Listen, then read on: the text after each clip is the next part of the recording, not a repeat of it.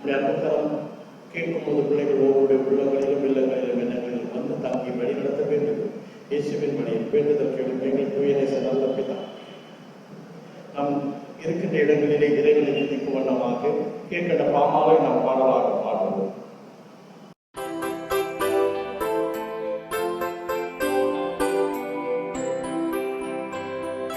களிப்புடன் கூடுவோம், கர்த்தரை நாம் போற்றுவோம். அவர் தயை என்றைக்கும் தாசரோடு நிலைக்கும்.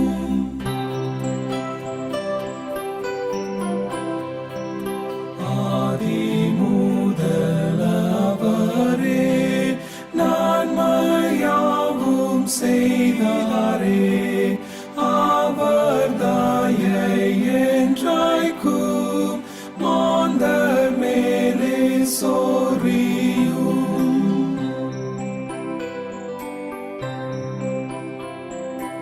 இஸ்ரவேலை போஷித்தார், நித்தம் வழி காட்டினார்.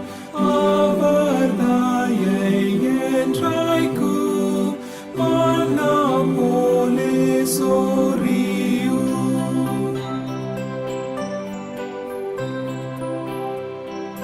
வானம் பூமி புதிதாய் சிருஷ்டிப்பாரே ஞானமாய். அவர் தயை என்றைக்கும் ஆதால் காணும் யாருக்கும். தென்னிந்திய திருச்சபை இறை வழிபாட்டு நூல் பக்கம் 76 இரண்டாம் ஆராதனை முறையை நாம் பின்பற்றுவோம். நாம் இறைவனை தொழுவோம். இறைவன் ஆவியாய் இருக்கிறார். அவரை தொழுது கொள்கிறவர்கள் ஆவியோடும் உண்மையோடும் அவரை தொழுது கொள்ள வேண்டும். நம் தந்தையாக இறைவனாலும் கர்த்தராக இயேசு கிறிஸ்துவினாலும் உங்கள் அனைவருக்கும் கிருபையும் சமாதானம் உண்டாவதாக. இது கர்த்தர் உருண்டு பண்ணின நாள். இதிலே நாம் அனைவரும் களி கூர்ந்து மகிழ கடவோம். பக்கம் 79. ஆண்டவரே எங்கள் உதடுகளை திறந்தருளும். பிதாவுக்கும் குமாரனுக்கும் தூய ஆவிக்கும் மகிமை உண்டாவதாக.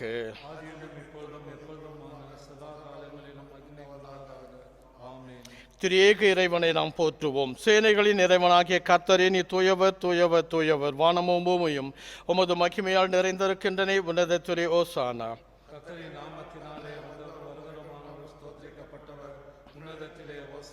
கடவுளே நீர் பரிசுத்த, சர்வ வல்லவரே நீர் பரிசுத்த, சாவாமை உடையவரே நீர் பரிசுத்த. ஆண்டவர் எங்களுக்காக சிலுவையில் அறையுண்ட எங்கள் மீட்பரே, எங்கள் மேல் கிருபையாயிரும்.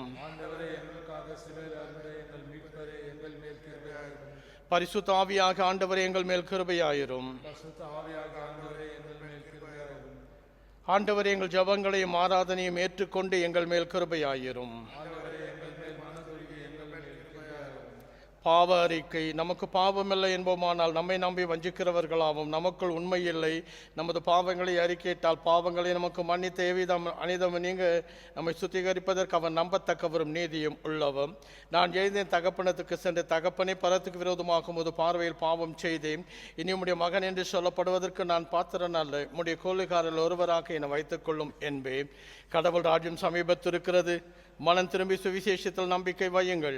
நமது பலவீனங்களுக்காக பரிதவிக்க முடியாத பிரதான ஆசாரியர் நமக்கு இராமல், எல்லா விதத்தில் நம்மை போல் சோதிக்கப்பட்டு பாவமில்லாத பிரதான ஆசாரியரே நமக்கு இருக்கிறார். அவர் சமூகத்திலே நாம் இருக்கின்ற இடங்களிலே அமர்ந்தவாறு மௌனமாக நம்மை நாமே சோதனை செய்வோம். சர்வ வல்லமுள்ள இறைவனிடத்தில் நாம் நமது பாவங்களை மிக தாழ்மையோடு அறிக்கை செய்வோம். பாவ அறிக்கைக்கு துணையாக முதல் பாவ அறிக்கை ஜெபத்தை எல்லோரும் சேர்ந்து சொல்லுவோம். சர்வ வல்லமையும் தப்பிப்போன ஆடுகளைப் போல நாம் இந்த வரிகளை விட்டு வழிகளில் போனோம். எங்கள் எழுதியத்தின் யோசனைகளுக்கும் விருப்பங்களுக்கும் மிகவும் இணைந்தோம். உமது பச கற்பனை கோபமாய் குற்றம் செய்தோம். செய்யத்தக்கதை செய்யாமல் செய்யத்தகாதவைகள் செய்து வந்தோம். எங்களுக்கு சுகமே இல்லை. ஆனாலும் ஆண்டவரே, தேவரீர ஆண்டவராக இயேசு கிறிஸ்து மூலமாய் மனிதருக்கு அருள் செய்த வாக்குத்தத்தின்படியே நிர்வாக்கியமுள்ள குற்றவாளிகளாகி எங்களுக்கு இறங்கும். தப்பிதங்களை அறிக்கையிற எங்கள் மேல் பொறுமையாயிரும். பாவத்தை நிமித்தம் துக்கப்படுகிற எங்கள் சீர்படுத்தும். மிகவும் வெட்கமுள்ள பிதாவே, ஒரு பச நாமக்கு மகிழ்ச்சி உண்டாகும்படி நாங்கள் இனி தேவ பக்தியும் நீதியும் புத்தியுள்ளாய் நடந்து வர இயேசு கிறிஸ்து நிமித்தம் எங்களுக்கு கிருபை செய்தார்கள். ஆமென். சர்வ வல்லமையும் மிகுந்த இரக்கமுள்ள நம் ஆண்டவர் மன்னிப்பையும் பாவ நிவித்தையும் நம் அனைவருக்கும் கட்டளையிட்டருளி வாழ்க்கை சீர்படுத்துவதற்கான காலத்தையும் தமது பரிசுத்தாவின் கிருபையும் தேற்றுதலையும் தந்தருள்வாராக. ஆமென். ஆண்டவரை துதியுங்கள். ஆண்டவர் நாமம் தெரியப்படுவதாக. ஜெபிப்போம். அன்பு நிறைந்த எங்கள் இறைவா, உம்முடைய அன்பின் திருப்பாதத்தில் நாங்கள் வருகிறோம். இந்த 3ஆம் ஓய்வு நாளுக்காக உமக்கு நன்றி சொல்லுகிறோம். இந்த நாளின் சிந்தனைகள் எங்கள் வாழ்வின் சிந்தனையில் ஆண்டவரை சீர்திருத்தம் செய்திட எங்களை வழிநடத்திட வேண்டுகிறோம். வாரும் உம்முடைய ஆவியின் அருளை தாரும், எங்களை பாரும், எங்கள் குறையை கேளும். இயேசு என்னும் நாமத்தில் உமது அடிமை வேண்டுகிறேன். ஜெபம் கேளும் எங்கள் தூயநேச நல்ல பிதாவே. பழைய ஏற்பாட்டு நிருப பாடம் வேத பாடம் வாசிக்க கேட்கும். பழைய ஏற்பாட்டு நிருப பாடம் யாத்திராகமம் 3ஆம் அதிகாரம் வசனம் 11 முதல் 18 வரை. The book of Exodus chapter 3 verses 11 to 18. முதலாம் வேத பாடமாக வாசிக்க தெரிந்து கொள்ளப்பட்ட வேத பகுதி யாத்திராகமம் அதிகாரம் 3 வசனம் 11 18 முடிய. First reading is taken from the book of Exodus chapter 3 11 to 18. அப்பொழுது மோசே தேவனை நோக்கி, பார்வோனிடத்திற்கு போகவும் இஸ்ரவேல் புத்திரரை எகிப்திலிருந்து அழைத்து வரவும் நான் எம்மாத்திரம் என்றான். அதற்கு அவர், நான் உன்னோட இருப்பேன். நீ ஜனத்தை எகிப்திலிருந்து அழைத்து வந்த பின் நீங்கள் இந்த மலையில் தேவனுக்கு ஆராதனை செய்வீர்கள். நான் உன்னை அனுப்பினேன் என்பதற்கு இதுவே அடையாளம் என்றார். அப்பொழுது மோசே தேவனை நோக்கி, நான் இஸ்ரவேல் புத்திரரிடத்தில் போய் உங்கள் பிதாக்களுடைய தேவன் உங்களிடத்தில் என்னை அனுப்பினார் என்று அவர்களுக்கு சொல்லும் போது அவருடைய நாமம் என்ன என்று அவர்கள் என்னிடத்தில் கேட்டால் நான் அவர்களுக்கு என்ன சொல்லுவேன் என்றான். அதற்கு தேவன், இருக்கிறவராக இருக்கிறேன் என்று மோசேயுடனே சொல்லி, இருக்கிறேன் என்பவர் என்னை உங்களிடத்திற்கு அனுப்பினார் என்று இஸ்ரவேல் புத்திரரோடு சொல்வாயாக என்றார். மேலும் தேவன் மோசேயை நோக்கி, ஆபிரகாமின் தேவனும் ஈசாக்கின் தேவனும் யாக்கோபின் தேவனுமாயிருக்கிற உங்கள் பிதாக்களுடைய தேவனாகிய கர்த்தர் என்னை உங்களிடத்திற்கு அனுப்பினார் என்று நீ இஸ்ரவேல் புத்திரருக்கு சொல்வாயாக. என்றைக்கும் இதுவே என் நாமம், தலைமுறை தலைமுறை தோறும் இதுவே என் பேர் பிரஸ்தாபம். நீ போய் இஸ்ரவேலின் மூப்பரை கூட்டி அவர்களிடத்தில் ஆபிரகாம், ஈசாக், யாக்கோப் என்பவருடைய தேவனாயிருக்கிற உங்கள் பிதாக்களுடைய தேவனாகிய கர்த்தர் எனக்கு தரிசனமாகி உங்களை நிச்சயமாய் சந்தித்து எகிப்தில் உங்களுக்கு செய்யப்பட்டதை கண்டேன் என்றும், நான் உங்களை எகிப்தின் சிறுமையிலிருந்து நீக்கி பாலும் தேனும் ஓடுகிற தேசமாகிய கானானியர், ஏத்தியர், எமோரியர், பெரிசியர், ஏவியர், எபேசியருடைய தேசத்துக்கு கொண்டு போவேன் என்றும் சொன்னேன் என்றார் என்று சொல்லு. அவர்கள் உன் வாக்குக்கு செவி கொடுப்பார்கள். அப்பொழுது நீயும் இஸ்ரவேலின் மூப்பரும் எகிப்தின் ராஜாவிடத்தில் போய், எபிரேயருடைய தேவனாகிய கர்த்தர் எங்களை சந்தித்தார். இப்பொழுதும் நாங்கள் வனாந்தரத்தில் 3 நாள் பிரயாணம் போய் எங்கள் தேவனாகிய கர்த்தருக்கு பலியிடும்படி எங்களை போகவிட வேண்டும் என்று சொல்லுங்கள் என்றார். வாசிக்க வேண்டிய முதலாம் வேத பாடம் வாசித்து முடிந்தது. தேவனே உமக்கு ஸ்தோத்திரம் உண்டாவதாக. புதிய ஏற்பாட்டு நிருப பாடமாக அப்போஸ்தலர் நடவடிக்கைகள் 16ஆம் அதிகாரம் வசனம் 25 முதல் 34 வரை. The book of Acts chapter 16 verses beginning from 25 to 34. The second reading is taken from Acts chapter 16 verses beginning from 25 to 34. About midnight, Paul and Silas were praying and singing hymns to God, and other prisoners were listening to them. Suddenly there was a violent earthquake, which shook the prison to its foundation. At once all the doors opened and the chains fell off all the prisoners. The jailer woke up, and when he saw the prison doors open, he thought that the prisoners had escaped. So he pulled out his sword and was about to kill himself. But Paul shouted at the top of his voice, "Don't harm yourself, we are all here." The jailer called for a light and rushed in and fell trembling at the feet of Paul and Silas. Then he led them out and asked, "Sirs, what must I do to be saved?" They answered, "Believe in the Lord Jesus, and you will be saved, you and your family." Then they preached the word of the Lord to him and to all others in his house. At that very hour of the night, the jailer took them and washed their wounds, and he and all his family were baptized at once. Then he took Paul and Silas up into his house and gave them some food to eat. He and his family were filled with joy because they now believed in God. Here ends the second reading. Praise be to thee, O God. நற்செய்தி வேத பாடமாக லூக்கா எழுதின நற்செய்தி நூல் 13ஆம் அதிகாரம் வசனம் 10 முதல் 17 வரை. The Gospel of St. Luke, chapter 13, verses beginning from 10 to 17.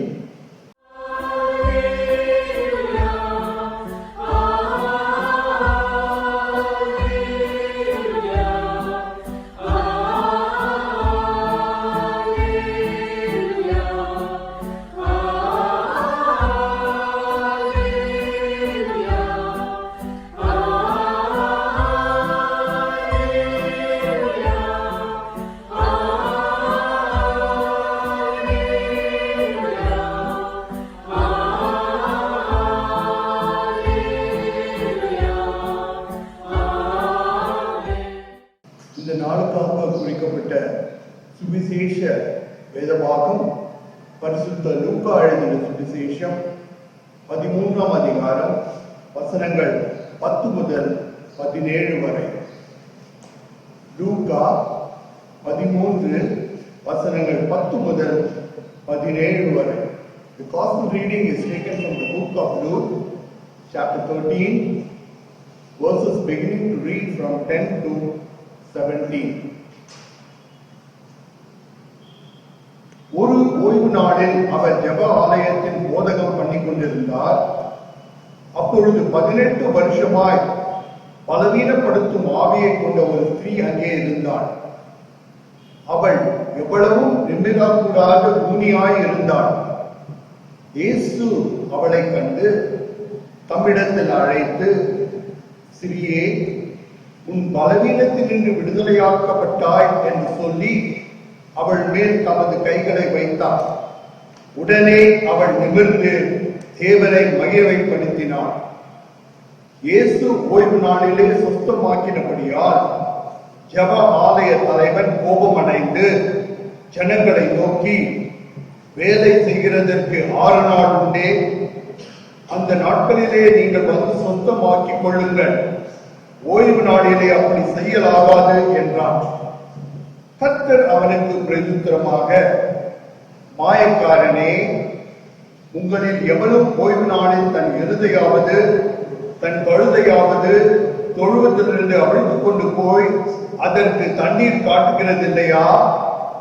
இதோ, சாத்தான் 18 வருஷமாய் கட்டியிருந்த ஆபிரகாமின் குமாரத்தியாகிய இவளை ஓய்வு நாளில் இந்த கட்டியிலிருந்து அவிழ்த்து விட வேண்டியதில்லையா?"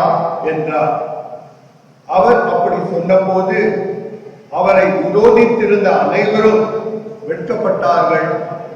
ஜனங்கள் எல்லாரும் அவரால் செய்யப்பட்ட சகல மகிமையான செய்கைகளை குறித்தும் சந்தோஷப்பட்டார்கள் என்பதே. வாசிக்கும்படியாக குறிக்கப்பட்ட அனைத்து வேத பாடங்கள் வாசித்து நிறைவாயிற்று. கிறிஸ்துவே உமக்கு மகிமை உண்டாவதாக. நாம் எல்லோரும் கீழ்கண்ட கீர்த்தனையை சேர்ந்து பாடுவோம்.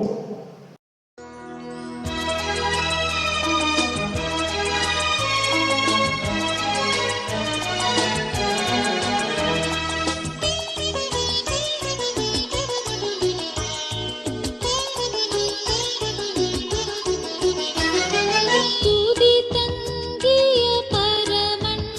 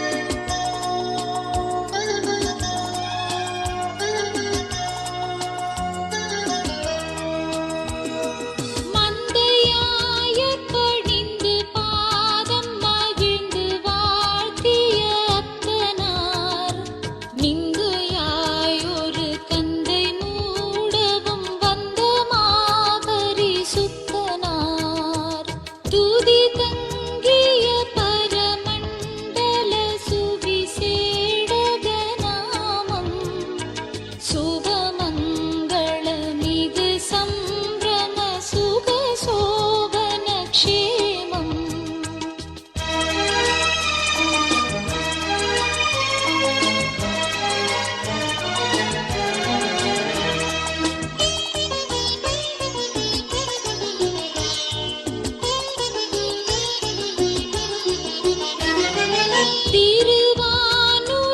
திருவானுலகரசாய் வளர் தேவ சொரூபானார், ஒரு மாதுடை வினை மாறிட நரரூபமதானார்.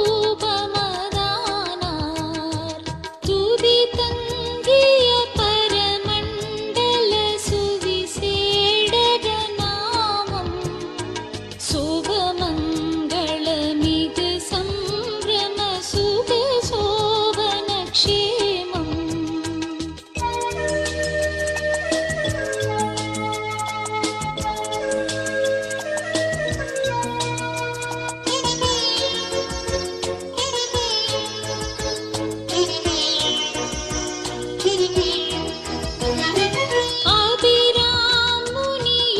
அபிராமுனியிடமேவிய பதிலாளுபகாரன், எபிரேயர்கள் குலம் தாவீதின் அரசர் போர்க்குமாரன்.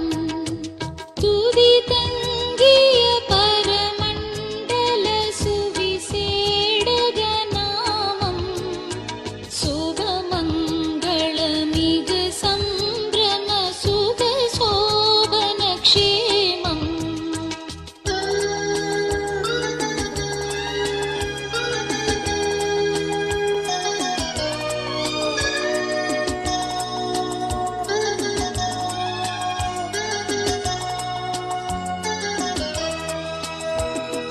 சாதாரண வேதாகம சாஸ்திர சுவிசேஷன், கோதே புரியாதாமுடை கோத்திர திருவேஷன். துதி தங்கிய பரமண்டல சுவிசேடக நாமம், சுபமங்களமிகு சம்பிரம சுக சோபன க்ஷேமம்.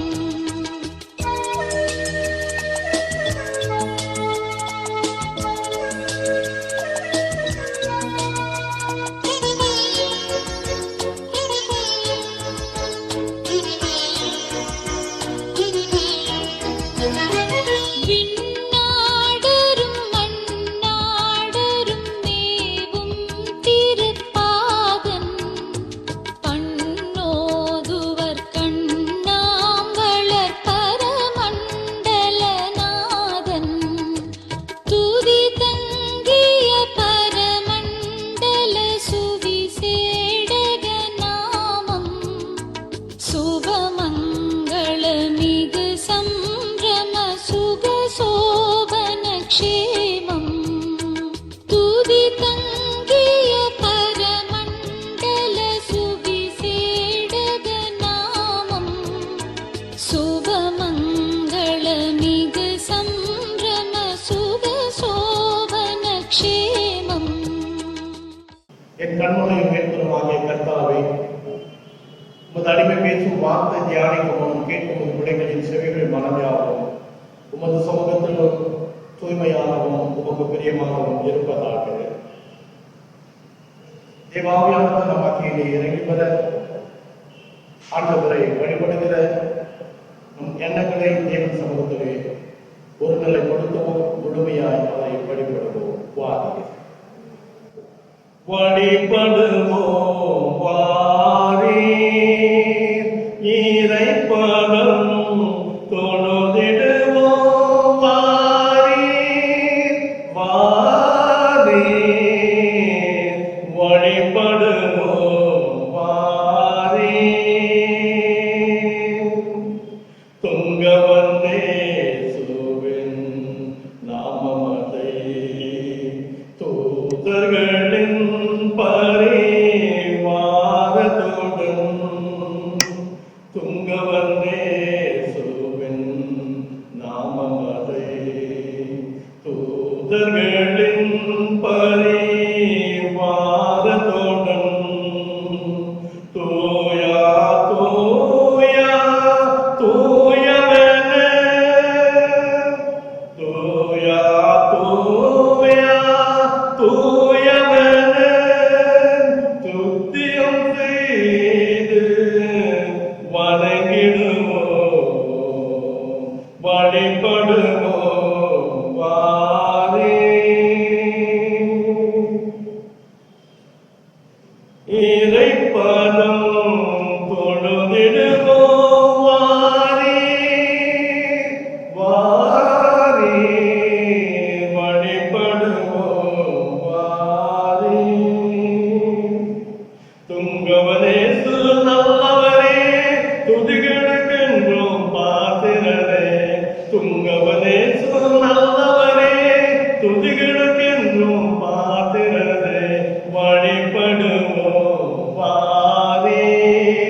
இறைப்பதம் தொழுதிடுவோம் வாரே வாரே வழிபடுவோம் வாரே.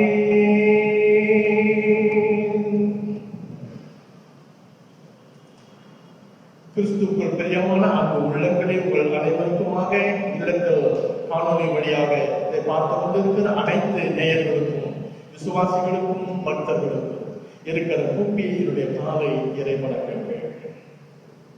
இன்று தெரிந்த திருச்சபை நாம் சிந்திக்கும்படியாக கொடுத்திருக்கிற சிந்தனையின் கருப்பொருள் ட்ரூ வர்ஷிப் தட் லிபரேட்ஸ் என்பதாக, விடுவிக்கும் மெய் வழிபாடு, விடுவிக்கும் வழிபாடு, உண்மை வழிபாடு. True worship that liberates.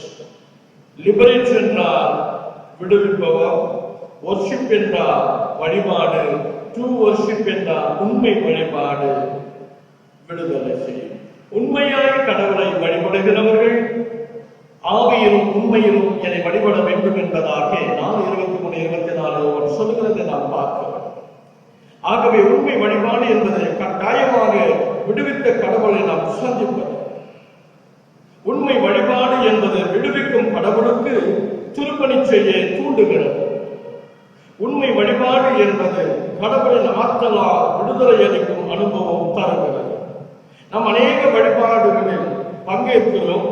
இந்த வழிபாடு நமக்கு வாழ்வில் என்ன மாற்றத்தை ஏற்படுத்துகிறது என்பது, இந்த மாற்றம் நமக்கு விடுதலை அளிக்கிறதா அல்லது இந்த வழிபாடு ஒரு சடங்காக மாறி போகிறதா என்பது நமக்கு முன்பாக இருக்கின்ற கேள்வி ஒன்று. இன்று வழிபாடு என்பது நிலையான விடுதலைக்கான ஒரு தேடுதலாக நமது வழிபாடு அமைவதுதான் மிக அவசியம். ஒரு வழிபாடு இறைவனிடத்தில் நெஞ்சுக்கு நிம்மதி, இறைவனது சன்னதி என்று தேடி வருகிறதா, அதன் உண்மையான ஒரு விடுதலை நிம்மதி நமக்கு கிடைக்க வேண்டும். அந்த நிம்மதி இல்லாத பட்சத்தில் அந்த வழிபாடுக்கு நான் பங்கு கொண்டு குறை என்பது என்னிடத்தலா அல்லது வழிபாட்டிலா என்பதை நம்மை ஆராய்ந்து பார்க்க வேண்டும். எனவேதான் யாத்திராக வாசிக்கப்பட்டதான பாடத்திலே 3ஆம் அதிகாரம் 11 முதல் 18 பாருங்கள். வழிபடும் இறைவனை அறிந்து வழிபடுதல் என்பது. அந்த வழிபடும் இறைவன் யார்? இஸ்ரவேல் மக்கள் எகிப்து நாட்டிலே அவர்கள் அடிமைத்தனத்தில் அவதிப்பட்டுக் கொண்டிருக்கிறார்கள். யெகோவாவை நோக்கி அவர்கள் கூப்பிட்டுக் கொண்டு ஓலமிட்டுக் கொண்டிருக்கிறார்கள், வழிபடுகிறார்கள், அவரை தேடிக் கொண்டிருக்கிறார்கள். அந்த இறைவனை அறிந்து கொண்டு யார் என்பதை அவர் அறிந்து கொண்டு, அங்குதான் 3ஆம் அதிகாரத்திலே நாம் பார்க்கிறோம். இறைவன் வானகத்துக்கு உரியவர், இறைவன் போற்றுதலுக்கு உரியவர். நாம் அவரை வணங்குவது அவசியம். வழிபாடு என்பது பணியாற்றுவது அல்லது தொண்டு செய்வது. இறைவன் அடிமைத்தனத்திற்கு எதிரானவர் என்று இந்த வேதம் கூறுகிறது. அவர் விடுதலையின் கடவுள் என்பதை தெளிவுபடுத்துகிறது. யோசித்து பாருங்கள்.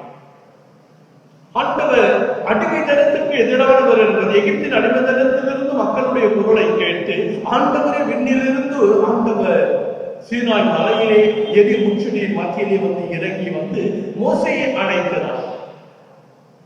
என் மக்களுடைய கூக்குரலை கண்ணார நான் கண்டேன், கேட்டேன். ஆகவே உன்னை நான் அவர்கள் விடுதலை செய்ய அனுப்ப போகிறேன், நீ வா என்று அனுப்புகிறார். இப்போது நான் சொல்வதை எடுத்துக்கொண்டு போ என்று சொல்லுகிறார். வா போ என்று சொல்லுகிற ஆண்டவர் இன்று வாழ்க்கையிலே உன்னோடு என்னோடு பல வழிகளிலே அவர் உறவாடும் தெய்வமாக வருகிறார்.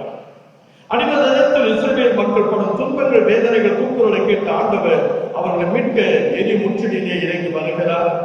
மோசையை எதிர்கொண்டு அவர் வழியாக மீட்புக்கான ஆயுதத்தை செய்கிறார். யாத்திராகம் 2ஆம் அதிகாரம் 1-2 வரையிலே நீங்கள் முழுமையாக வாசித்து பாருங்கள். அந்த பகுதிகளிலே அவர்கள் எகிப்தின் அடிமைத்தனத்திலிருந்து விடுவிக்கப்பட்டு இந்த மலையில் கடவுளை வந்து வழிபடுவீர்கள் என்பதை கடவுளை அனுப்பும் போது கடவுள் மக்களின் விடுதலை உறுதி செய்கிறார்.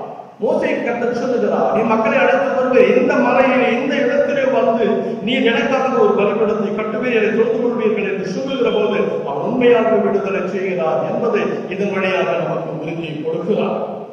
3:14 யாத்திராகவும் நான் அப்போது என்ன உன்னுடைய பெயர் என்று இந்த மக்கள் கேட்டால் நான் சொல்லுவேன் என்பதற்கு 3:14 ஆண்டவர் மோசேயிடத்தில் சொல்லுகிறார், நான் இருக்கிறவராக இருக்கிறேன் என்பதை எனது நாமத்தை வெளிப்படுத்துகிறார்.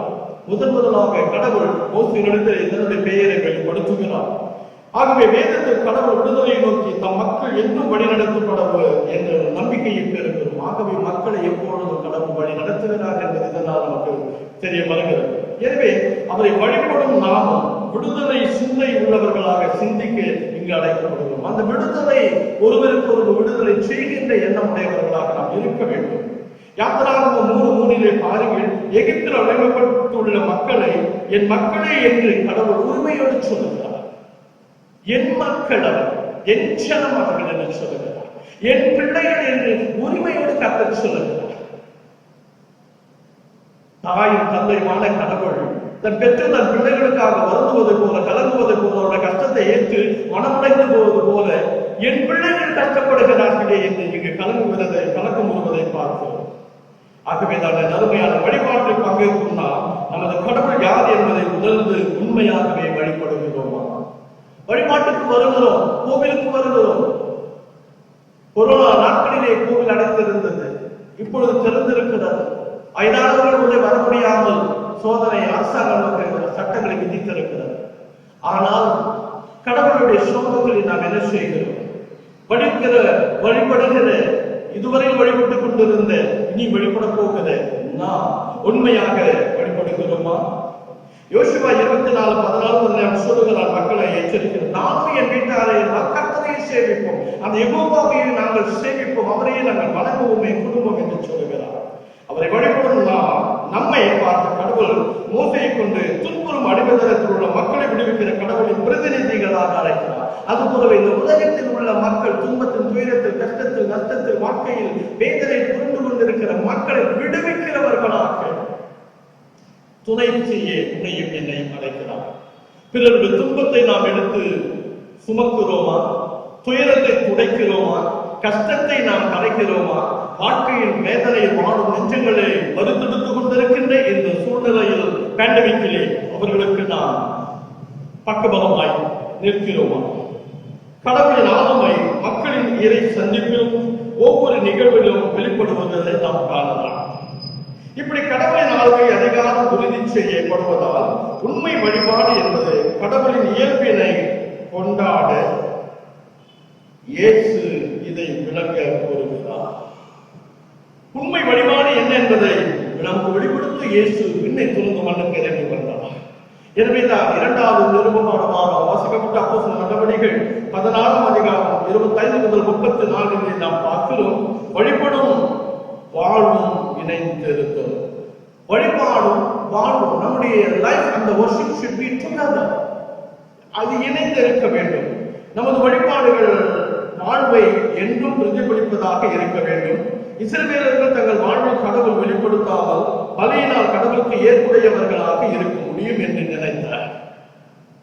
மீகா 6ஆம் அதிகாரம் 6 முதல் 14, குறிப்பாக நீங்க 6-8 வசனங்களிலே மீகா 6-8 முதல் படிக்கிற போது வரும் வசனங்களில் பலிகளினால் மட்டும் நீ கடவுளை திருப்திப்படுத்த முடியாது, திருப்திப்படுத்தலாம் என்று இருந்த இஸ்ரவேல் மக்களை கடவுள் கண்டிக்கிறார்.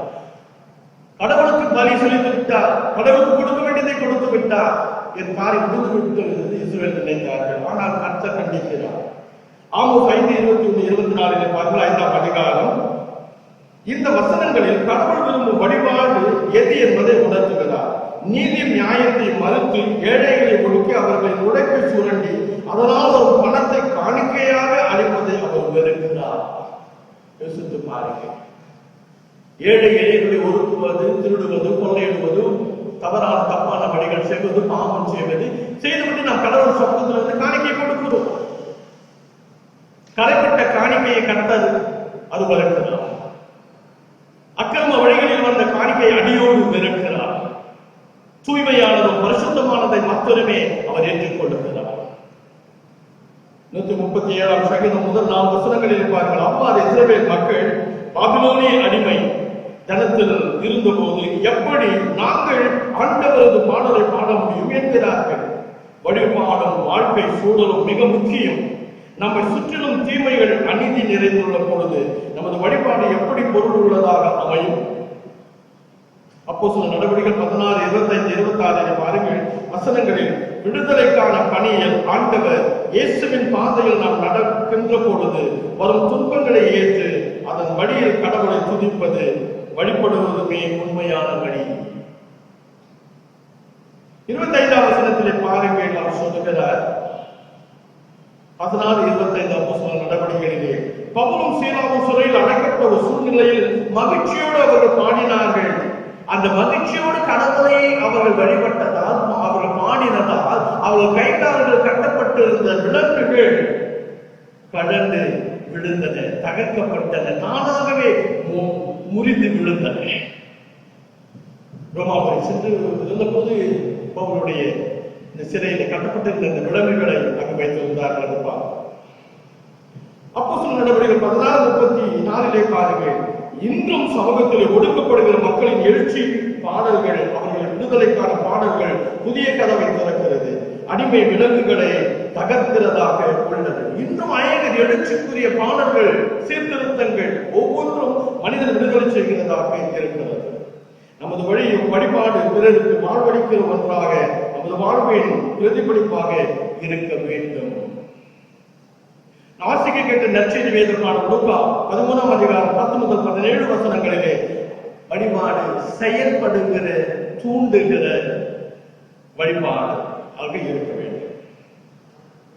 யோசித்து பாருங்கள். ஆண்டவருடைய சமூகத்திலே தேவனுடைய பிள்ளைகளே, ஒன்று நாம் வழிபடுகிற இறைவனை அறிந்து வழிபட வேண்டும். இரண்டாவதாக நாம் வழிபாடு வாழ்வும் ஒன்றாக இணைந்திருக்க வேண்டும். முதலில் இறைவனை யார் என்று அறிந்து அவரை நாம் வழிபட வேண்டும். இரண்டாவது நம்முடைய வாழ்வும் வழிபாடும் ஒன்றாக இணைந்திருக்க வேண்டும்.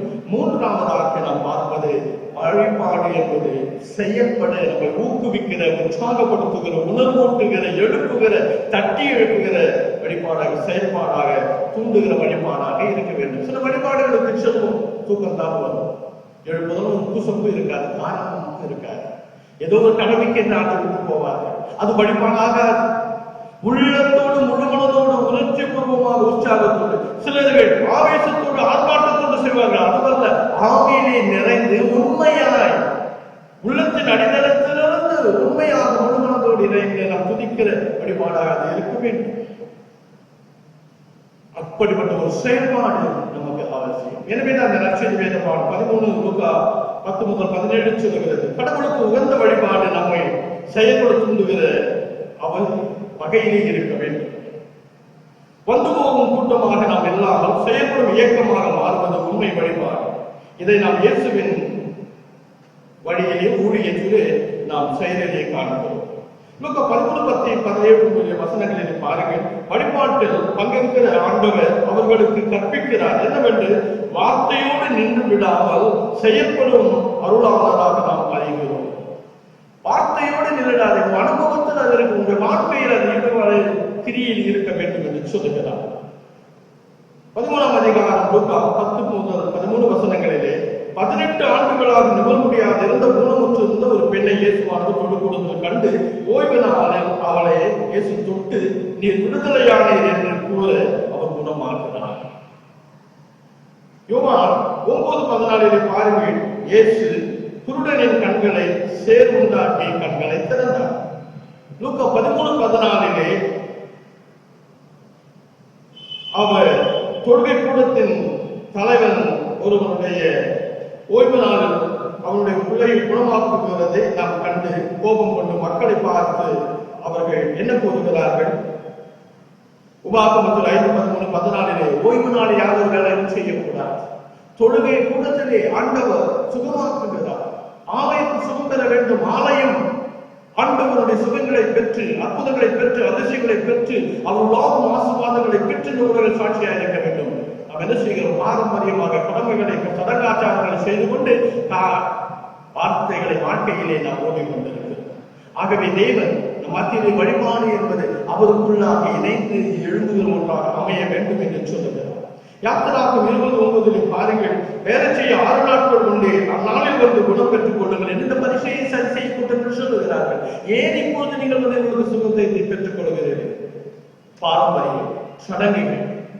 இயேசு சொல்லுகிறார் வசனம், ஓய்வு நாளில் இது வேண்டாம் என்று அவர்கள் சொல்ல 20:10 பாருங்கள். அவர் சொல்லுகிறார், 7ஆம் நாள் காத்திருக்கும் ஓய்வு நாள், யாதொரு வேலையும் செய்ய வேண்டாம் என்று உபாகமத்திலே சொல்லப்பட்டிருக்கிறது. யாத்திராகமத்திலே 20:10 லூக்கா 13:15 இப்படிப்பட்டவர்களை பார்த்து இயேசு அவர்களை நேரடியாகவே சொல்லுகிறார், வெளிவேஷக்காரரே, துன்புறும் மக்களை இரக்கத்துடன் கண்ணோக்கினார். அவனை ஒருவன் பட்டுக் கொண்டிருக்க அவன் மேல் துன்பத்தில் இருக்கிறவனுக்கு நீ இரக்கம் காட்ட முடியாமல் இப்படிப்பட்டவர்களா இருக்கிறீர்களே, காத்திருங்கள் என்று சொல்லுகிறாயே. ஒடுக்குதலை அங்கீகரிக்கும் சக்திகளை இவர் கண்டிக்கிறார். சமய தலைவர்கள் மனிதர்களின் விடுதலையை ஏற்க மறுக்கின்றார். எனவே நமது வழிபாடு நம்ம இயேசுவின் பார்வையிலும் அணுகுமுறையிலும் ஆதிக்க சிந்தனைக்கு எதிரான நிலைப்பாட்டை பெற்றுக்கொள்ளும். இயேசுவை போல் செயல்படவும் நாம் அழைக்கப்படுவதாக இருத்தல் அவசியம். அந்த பெண்மணியும் இயேசுவின் வார்த்தையை ஏற்று செயல்பட்டார்.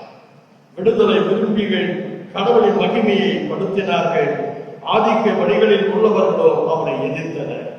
அனைவரும் வெட்கப்பட்டு போயினார்கள். 18 ஆண்டுகளாக 12 ஆண்டுகளாக எத்தனை பேரை ஆண்டவர் சுகமாக்கி இருக்கிறார்? 18 ஆண்டுகளாக அவர் ஊனமாயிருந்தார். அவர் சுகப்படுத்துவது சரியாது. ஓய்வு நாள் என்று சட்டத்தை பேசுகிறார்.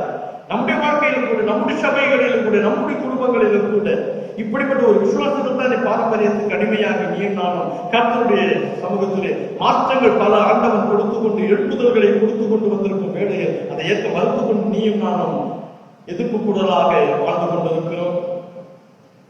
வேதவசனம் சொல்லுகிறது, விடுதலைக்கு வழி நடத்துவதே உண்மை வழிபாடு, கடவுள் விரும்புகிற வழிபாடு. அந்த வழிபாடு செய்ய உன்னையும் என்னையும் அழைக்கிறார். வழிபடுவோம் வாரி, இறைப்பதும் தொழுதுடுவோம் வாரி என்று அழைத்தான் என்பது அடிமை உங்கள் மாற்றிலே அதை நான் காணினேன். கர்த்தர் உங்கள் ஒவ்வொருவரையும் உண்மையான வழிபாடு நீங்கள் ஆவியிலும் உங்களில் நிறைந்த ஆண்டவர் ஆவியானவர் சொல்லுகிறபடி வாழ வளர உங்களை நான் வாழ்த்துகிறேன். கர்த்தர் உங்களை ஆசீர்வதிப்பாராக. ஆமென். பக்கம் 88 இருக்கிறதான அப்போஸ்தல விசுவாச பிரமாணத்தை 437 பாடல் வழியாக, புத்தியெழுச்சி பாடல் வழியாக, உலக வானம் செய்தாலும் என்ற பாடல் வழியாக நாம் பாடி ஆண்டவனை துதிப்போம்.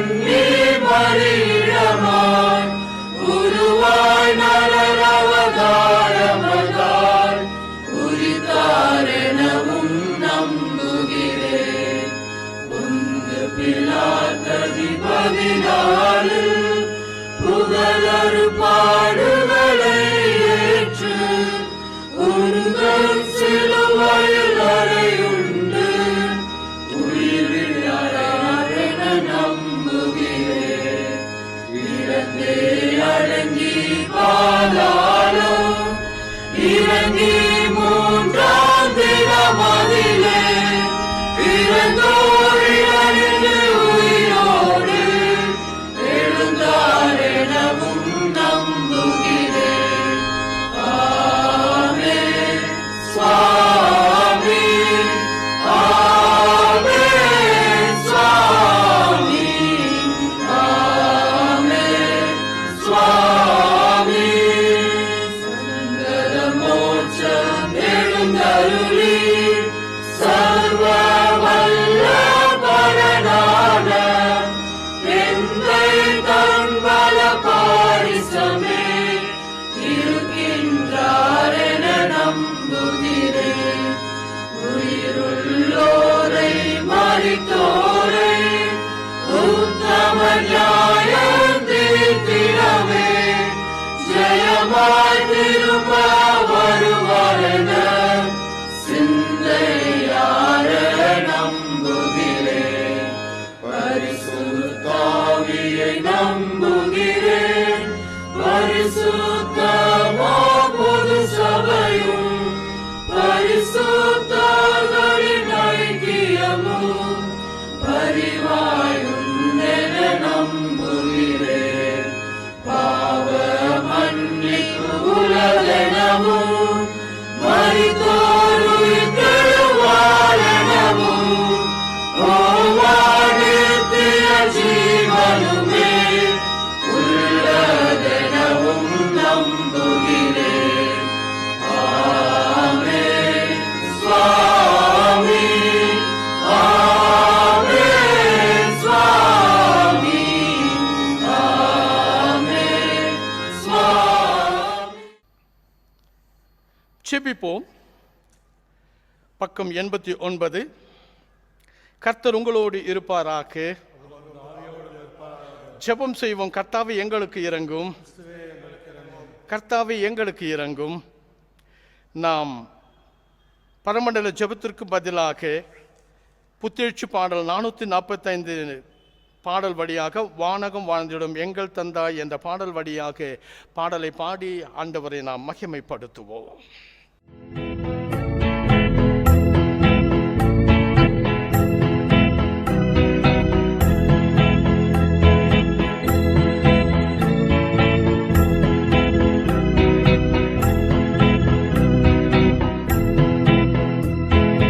வானகம் வாழ்ந்திடும் எங்கள் தந்தாய் வாழ்கவும் திருநாமம் வருகவும் அரசு பெருகவும் விருப்பம் வாழ்கவும் திருநாமம் வருகவும் அரசு பெருகவும் விருப்பம் வாழ்கவும் திருநாமம் வானகம் போல வையகம் தனி வாழ்கவும் திருநாமம் தினங்கள் உணவை தயவுடன் தான் வாழ்கவும் திருநாமம் தினங்கள் உணவை தயவுடன் தான் வாழ்கவும் திருநாமம் பாவங்கள் யாவும் பொறுத்தமையாளும் வாழ்கவும் திருநாமம் பிழை நாங்கள் பொறுப்பது போல வாழ்கவும் திருநாமம் பிழை நாங்கள் பொறுப்பது போல வாழ்கவும் திருநாமம் சோதனை நின்றமை விலக்கிய காலம் வாழ்கவும் திருநாமம் தீவினை இருந்தே மீட்டிடவான் வாழ்கவும் திருநாமம் தீவினை இருந்தே மீட்டிடவான் வாழ்கவும் திருநாமம் ஆட்சியும் ஆற்றலும் அனைத்துளமாண்டும் வாழ்கவும் திருநாமம் இன்று போலென்றும் இறைவனே உமது வாழ்கவும் திருநாமம்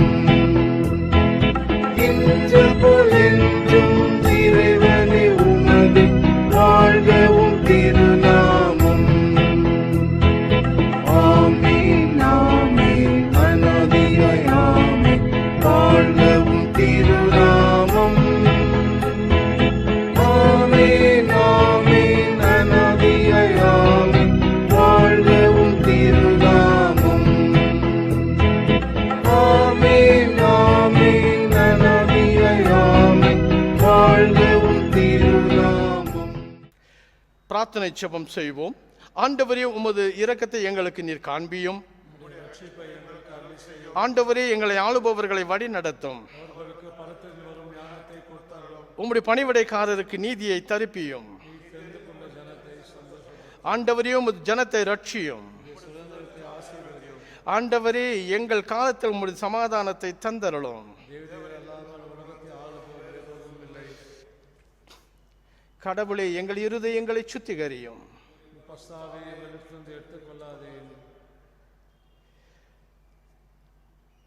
சமாதானத்திற்காக நாம் ஜெபம் செய்வோம்.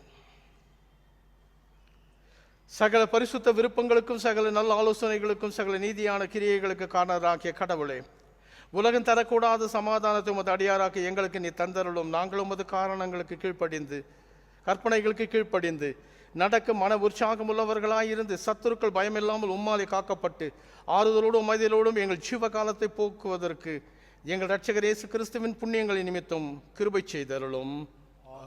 தேவ கிருபைக்காய் ஜெபிப்போம். எல்லாம் வல்ல ஆண்டவரே, நித்திய பிதாவே, உமது பிரமாணங்களின் வழிகளிலும் உமது கற்பனைகளுக்கு அடுத்த செயல்களிலும் ஈடுபட எங்கள் உடலையும் வாழ்க்கையும் வழிநடத்தி தூய்மைப்படுத்தி ஆளுகை செய்யும். இவ்வாறாக இங்கும் எப்பொழுதும் எங்கள் உடலிலும் உள்ளமும் உமது வல்லமையிலும் பாதுகாக்கப்பட எங்கள் ஆண்டவரும் இரட்சகருமான இயேசு கிறிஸ்துவின் வழியாய் வேண்டுகிறோம்.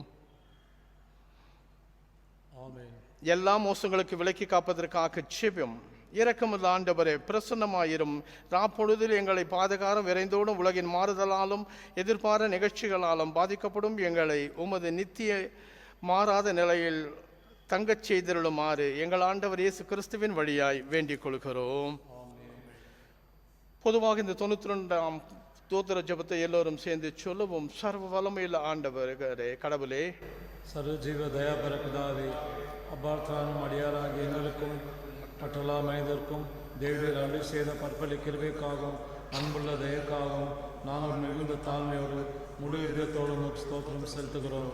தேவரீர் எங்களை சிருஷ்டிப்பதற்காகவும் காப்பாற்றுவதற்காகவும் இம்மைக்குரிய எல்லா ஆசீர்வாதங்களுக்காகவும் வைத்திருக்கிறோம். விசேஷமாக எங்கள் ஆண்டவராக இயேசு கிறிஸ்துவினாலே உலகத்தை மீட்டுக்கொண்ட வெளிமதியதாகவும் அன்புக்காகவும் கிருபையின் நர்த்தங்களுக்காகவும் மகிமை அடைவோம் என்கிற நம்பிக்கைக்காகவும் ஸ்தோத்திரம் செலுத்துகிறோம். நாங்கள் உண்மையாய் நன்றியுள்ளவர்களாக இருக்கோம். எங்களுக்கு உமது ஊழியத்துக்கு ஒப்பு கொடுத்து எங்கள் வாழ்நாளெல்லாம் உமக்கு முன்பாக பசுத்தமும் நீதியுள்ளவராய் நடக்கும். எங்கள் வாக்கினாலே மாத்திரமல்ல, எங்கள் நடைக்கினாலும் புகழை பிரஸ்தாபப்படுத்தவும் தேவரீர் செய்த உபகாரங்கள் எல்லாவற்றும் உணர்ந்து கொள்ளும் உணர்வை எங்களுக்கு அருளி செய்ய வேண்டும் என்று எங்கள் ஆண்டவராக இயேசு கிறிஸ்துவின் மூலமாய் வேண்டிக் கொள்கிறோம். அவருக்கும் தேவருக்கும் பரிசுத்த ஆவிக்கும் எல்லா மேன்மையும் மகிமையும் சதா காலம் உண்டாவதாக. ஆமென். ஆண்டவரே, உமது ஜனம் உம்மை நோக்கி ஏறெடுத்து இந்த விண்ணப்பங்களை தயவாய் ஏற்றுக்கொள்ளும். அவர்கள் எவற்றை செய்ய வேண்டும் என்பதை உணர்ந்து அறியச் செய்யும். அவற்றை செய்வதற்கு வேண்டிய உமது அருளையும் வல்லமையும் கட்டளையிட்டருளும். எங்கள் ஆண்டவர் இயேசு கிறிஸ்துவின் வழியாய் வேண்டிக் கொள்கிறோம். சபை நலனுக்குள் வழிபாடு வாழ்க்கையின் ஒரு சுத்தமாக இருக்க வேண்டும்.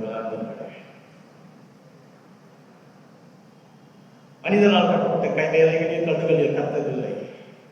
கர்த்தர் நம்மில் வாசம் செய்கிறார். நம் ஒவ்வொருவருக்குள் வாசம் செய்கிறார். நம்முடைய உள்ளம் என்பது ஒரு வாசம். அந்த வாசம் என்பது ஒரு கோவில். அந்த கோவில் பரிசுத்தம். அதிலே கடவுள் இருக்கிறாரா? வழிபடுகிறோமா? அவரை நாம் ஏற்று அவர் அழைக்கும் இடத்திற்கு நாம் வந்து அவரை தொடுகிறோமா? மற்ற வழிபாட்டிலே ஆகிக்கொண்டு இருக்கிறோமா என்பதை சிந்தித்து நீங்கள் ஒரு வழிபாட்டில் எப்பொழுது பங்கு கொள்ளுங்கள் என்று உங்களை நான் வாழ்த்துகிறேன். திருச்சுமைக்காக செமையுங்கள். லெந்து நாட்களுடைய ஆராதனைகள் கடந்து சென்று கொண்டிருக்கிறது. ஒவ்வொரு வெள்ளிக்கிழமை 6:30 மணி அளவில் பங்கு கொள்ளுங்கள். அரசாங்கம் சென்றபடி வயதான முதியவர்கள் சிறுவர்கள் உங்களை பாதுகாத்துக் கொள்ள அரசாங்கம் விதித்திருந்த சட்டத்திட்டத்தின்படி உங்கள் கவசங்களை நீங்கள் அணிந்து கொண்டு எங்கு சென்றாலும் சரி, நீங்கள் ஆலயத்துக்கு வந்தாலும் வெளியே எங்கு சென்றாலும் ஜாக்கிரதையாக கைகளை கொடுப்பதும் கவசங்களை அணிவதும் பிறருக்காக நீங்கள் வேண்டுவதும் உங்களுடைய ஒவ்வொருடைய கடமை. எனவே ஆலயத்திற்காக, அடிமைக்காக, சபைக்காக உங்கள் சபைகளிலே செபியுங்கள். நோயாளிகளுக்காக நாம் வேண்டுதல் செய்வோம். எங்களை நேசிக்கிறதான தகப்பனே, 3 யோவான் 1ஆம் அதிகார வசனத்திலே பார்க்கிறோம். பிரியமானவனே, நான் சொல்வது போல் நீ வாழ்ந்து எல்லாவற்றையும் சுகமாய் இரு என்று சொல்லி எங்கள் வாழ்க்கையில் ஆத்மா சொல்லுகிற வாழ்க்கை, சரீரம் சொல்லுகிற வார்த்தையின்படியாக ஆவி வழி நடத்துகிற கிடையாது. ஆத்மா சொல்லுகிறபடி ஆத்மா ஆவியோடு சேரும்போது அந்த நல்லதையே கற்பிக்கிறது. அந்த ஆத்மா அந்த மாமிசத்தோடு சேருகிற போது இந்த மாமிசத்துக்குரிய இந்த மண்ணுலகத்துக்கு உரியவர் மண்ணுலக சிந்தனையை கொடுத்து மனதை திரும்பி விடுகிறார். ஆனால் ஆத்மா என்ன சொல்லுகிறது? நன்மைக்குரிய வழியிலே நீ நடந்து உன் வாழ்வின் பலவீனங்களை எல்லாம் எடுத்து கொண்டு வந்து நீர் அர்ப்பணம் செய்து உன்னை நான் சுகமாக்குகிற கர்த்தர் என்று நீ சொல்லி இருக்கிறேன். திருச்சபையில் எத்தனை பேர் பலவேறு சுகவேதமாய் இருக்கிறார்களோ, வெளி ஊர்களில் இருக்கிறார்களோ, எத்தனை குடும்பங்களிலே சோகங்கள் ஆண்டவர் வேதனைகளோடு சிறப்பாக இந்த கொரோனா வைரஸ் பாதிக்கப்பட்டு அங்காக தவித்துக் கொண்டிருக்கிறார்களோ அத்தனை பேரும் தொட்டு ஆண்டவரை நீ சுத்தமாக்கி வழிநடத்தி காத்திட வேண்டும். எனக்கு சித்தம் ஒன்று நீ சுத்தமாக்கு என்று சொல்லி உங்களுடைய வார்த்தை என்னும் வல்லமையினால் ஒவ்வொரு உள்ளங்களை தொடுவேன். 12 ஆண்டுகளாக இருந்தவரை சுகமாக்கினீரப்பா. இப்பொழுதும் எங்கள் மத்தியில் உங்களுடைய வல்லக்கரம் கொண்டு ஒவ்வொரு பலவீனத்தின் சுகவீனத்திற்கு பலம் சுகம் தருகிறவராய் தெய்வமே நீ தான் ஒவ்வொரு ஆத்மாவையும் தொட்டு ஆசீர்வதித்த வேண்டும். இயேசுவின் மூலம் ஜெபிக்கிறோம் பிதா. நோயாளிகளுக்காக செபித்த நாள், பிறந்த நாள், திருமண நாள், கட்டணங்களுக்காக நாம் ஜெபம் செய்வோம். எங்களை நேசிக்கிறதான தகப்பனே, பூமியும் அதன் நிலையும் உலகமும் அதன் குடிகளும் உன்னுடையவர்கள். எனவே ஆண்டவர் இந்த நாளிலே எத்தனை பேர் கடந்த வாரத்தில் திருமண நாட்களும் பிறந்த நாட்களும் இத்திருச்சபை மக்கள் கண்டார்களும் மற்றும் இந்த உலகத்தில் இருக்கிறவர்களும் ஆண்டவர் உனக்கு விசுவாசத்தில் ஆவியில் காத்திருக்கிறவர்கள் இருக்கிறார்கள் அத்தனை பேருடைய சமூகத்திலே கொண்டு வருவதும் சிறப்பாக இந்த திருச்சபையுடைய கரங்களிலே நிறுத்தி அவர்களுக்கு காக்க வேண்டுதல் செய்யும். பிறந்த நாளை கண்ட உள்ளங்களுக்கு நீர் ஆசீர்வதிக்கப்படுவோம், ஆசீர்வதிக்கப்படுவார்கள் அந்த ஆசீர்வாதங்களில் தாங்கும் என்று சொல்லி உமது பிள்ளைகளை ஆண்டவரே ஆசீர்வாதம் என்கிற ஆண்டவரே கிருபையினால் நிரப்பும்படியாக வேண்டும். ஆதியாகமம் 12:2 படி ஆண்டவரே திருமண நாட்களை கண்டவருடைய வாழ்க்கையில் உன்னை ஆசீர்வதித்து உன் ஜாதி பெரிதாக்கி உன் பேரை பெருமை கொடுத்துவேன் என்று சொன்னவர் தாமே. உமக்கென்று பயந்து வாழ்கிற கணவன் மனைவி தன் பிள்ளைகளை ஆண்டவர் உமக்கென்று ஆண்டவர் நேரான பாதை நடத்துகிற குடும்பங்களிலே பிரசனம் இறங்கி அவள் வடிவத்தை காத்திட வேண்டும். வாரமுடைய ஆகியனாலே தானும் ஒரு பிள்ளைகளை மாறும் குறையாமல் கேடும். அவர்கள் ஒவ்வொருவருடைய வாழ்க்கையை உடன்படிக்கை செய்து கொண்ட இந்த திருமண நாளுக்குரிய அந்த தேர்வுகளை சந்தித்து எப்பொழுதும் உரியவர்களாக வாழ்ந்திட வளர்ந்திட ஆரம்பித்தார். பிரச்சனைகளிலிருந்து போராட்டங்களிலிருந்து வேறுபாடுகளிலிருந்து அவர்களை மாற்றி இயேசு என்ற நாமத்தில் வேண்டுவதற்கு ஜீவநிலைகளால் நல்ல நெசப்பினார். நிறைவான வேண்டுதலை நாம் செய்வோம். என்றும் வாழும் எல்லாம் எங்கள் அன்பு இறைவா, உடைய அன்பு திருப்பாதத்தில் நாங்கள் மீண்டுமாக வருகிறோம் அப்பா. ஆண்டவர் இந்த திருச்சபை மக்கள் குடும்பங்கள் யாரும் ஆங்காங்க அவர்களுடைய வீடுகளில் அந்த இருந்து சொந்தங்கள் பந்தங்கள் ஊர்களிலும் வெளியூர்களிலும் அண்டவரை அவருடைய இடங்களிலுமாய் இருந்து கொண்டு இந்த பேண்டமிக் அண்டவரை சூழ்நிலையிலே கத்தான கோவிட்-19 என்கிற வைரஸ் தொற்று திரும்பினால் பாதிக்கப்பட்டு பலவிதமான ஆண்டவர் சூழ்நிலைகள் பாதிக்கப்பட்டு நோயும் ஆண்டவரை கர்த்தாவின் நொடிகளிலே உமது அவர்களுடைய எல்லாருக்கும் கரங்களிலே கொடுக்கிறோம். ஆண்டவர் இந்த நாடு நகரம் ஆண்டவரே இந்த உலகம் ஆண்டவரை உன்னுடையதாக இருக்கிறவருடைய எல்லாருடைய கரங்களில் கொடுத்து நீரே ஒரு எழுப்புதலை கொடுத்து உமது பிள்ளைகள் எழுப்புகிற ராசிக்கும்படியா ஆவிக்குள் ஒவ்வொருடைய நிலை நிறுத்தும்படியாக வேண்டும். ஆவியானவர் ஆண்டவரை 1 Corinthians 3:17 சொல்லுகிறது, ஆவியானவர் எங்கும் உண்டோ அங்கு விடுதலை உண்டு. பலத்தினால் அல்ல, பராக்கிரமத்தினால் அல்ல, என் ஆவியால் எல்லாம் கூடும் என்று நீ சொல்லியிருக்கிறீரப்பா. இப்பொழுதும் ஒரு பிள்ளைகள் ஆவிக்குழுவை ஆண்டவர் அவரவர்களாக இருக்கும் இடங்களில் உங்களை தேடுகிற பட்சத்தில் அவருக்கு விடுதலை கட்டளிடுவீராக, சுகம் தருவீராக, பலம் தருவீராக, பாதுகாப்பு தருவீராக, நிம்மதியை ஆண்டவரை தருவீராக, அற்புதம் வழிநடத்தி ஆசீர்வதிப்பீராக. ஒவ்வொருடைய உள்ளங்கள் இல்லங்கள் எண்ணங்கள் எந்த ஆண்டவர் சூழ்நிலையில் இப்பொழுது இருக்கிறார்கள் என்று நீர் ஒருவர் அறிவி அவள் அனைவரும் தொட்டு கலங்காரி பயப்படாதீங்க நான் உன்னோட இருக்கிறேன் என்று சொல்லி ஆறுதப்படுத்தும் தேர்தல் தெய்வம் காத்துக்கொள்ளபடியாக வேண்டும். இயேசு என்ற நாமத்தில் என் திருச்சபை குடும்பங்கள் யாவரையும் ஆண்டவரே அவரவர்களும் தங்கள் கடமை உணர்வுகளை உணர்ந்து மக்கள் சாட்சிகளாய் தொடர்ந்து வாழ விடங்க. அவரவர்கள் ஆண்டவரே உம்முடைய பாதையில் உண்மை ஆண்டவரே இரவு பவனம் தேடுகிற நெஞ்சங்களாக மாற்ற வேண்டுகிறேன். ஜெபங்களும் எதன் தூய நேசம் தப்பிதான். தலைப்படையை நாம் இதை ஆசிரியரும் நமது ஆண்டவராகிய இயேசு கிறிஸ்துவின் கிருபை பிதாவாகிய தேவனுடைய அன்பு தூயாவின் வழிநடத்துதல் பாதுகாப்பு பராமரிப்பும் அவரது இணையான கூட்டுறவு உங்கள் ஒவ்வொருவரோடு இன்றும் மீண்டும் சொன்னார்கள் நிறைவாக என்று உங்களை எப்போதும் தங்கியிருப்பார்.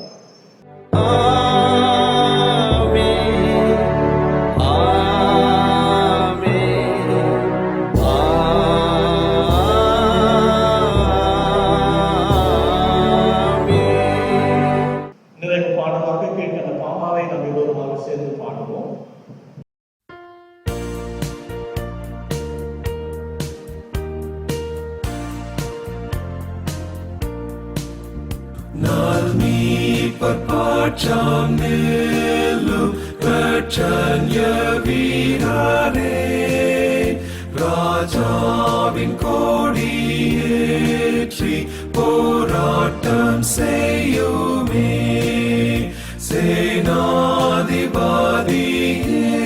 Jesu மாற்றாரை மேற்கொள்வார் பின் வெற்றி கிரீடம் சூடி செங்கோலும் ஓச்சுவார்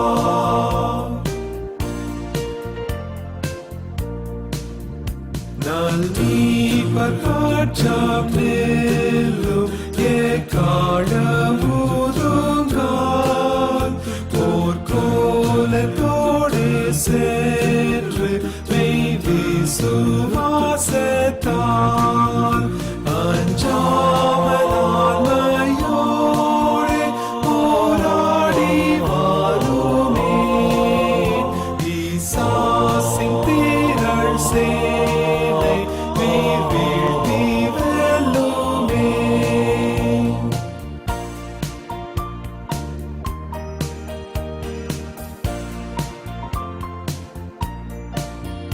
நல்மீட்பர் பாட்சாம் நெல்லும் எவ்வீர சூரமும் நம்பாமல் திவ்ய சாக்தி பெற்றே பிரயோகியும் சர்வாயுதத்தையும்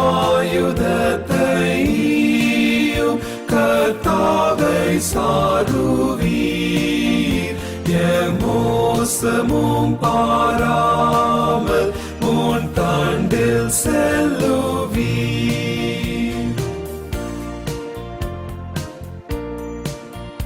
நல்மீட்பர் பாட்சாம் நெல்லும் போராட்டம் ஓயுமே வெம்போரின் கோஷ்டம் வெற்றி பாட்டாக மாறுமே மேற்கொள்ளும் வீரர் ஜீவ போர் கிரீடம் சூடுவார் விண்லோகநாதரோடு வீட்டார சாடுவார். ஜெபம் செய்வோம். அன்பு நிறைந்த இறைவா, அந்த வழிபாடு முழுவதும் இந்த காணொலியின் மூலமாக அவர்களுடைய இல்லங்களில் இருந்து இதை கண்டுபிடிக்கின்ற நெஞ்சங்களை இருக்கின்ற இருப்பிடத்திலே உண்மையாக ஆண்டவரை ஆவியோடு உங்களை தேடி உங்களுடைய ஆசீர்வாதத்தை அதன் மூலமாக தேடுகிற நெஞ்சங்களுக்கு உமது அருள் வார்த்தைகளை சந்திக்க கிருபை செய்யும். அப்படியே வல்லமை வார்த்தை பலம் உள்ளது, பயன் தரக்கூடியது, பயத்தை நீக்கக்கூடியது, பலத்தை கொடுத்து பலவீனத்திலிருந்து தூக்கி நிறுத்தக்கூடியதாக இருக்கிறபடியா ஒவ்வொருவரையும் காத்துக்கொள்ள வேண்டும். குறையிருப்பின் எங்களை பொறுத்தவும் வழிநடத்தும், காத்துக்கொள்ளும், ஆசீர்வதித்து வழிநடத்தும், என்றும் வாழும் இயேசுவின் நாமத்தில் வேண்டுகிறோம். செபங்களும் எங்கள் தூய பிதா. கர்த்தர் உங்களோடு இருப்பாராக, அவர் உதாவியோடும் இருப்பாராக. தேவ ஆசீர்வாதத்தோடு நான் ஆண்டவருக்குள் என்றென்றும் வாழ்வோம், வளர்ந்தும் வாழ்ந்து காட்டுவோம். கர்த்தருடைய ஆசீர்வாதம் உங்கள் குடும்பங்களிலே போதும் நிலையாய் தங்கியிருக்கிறது.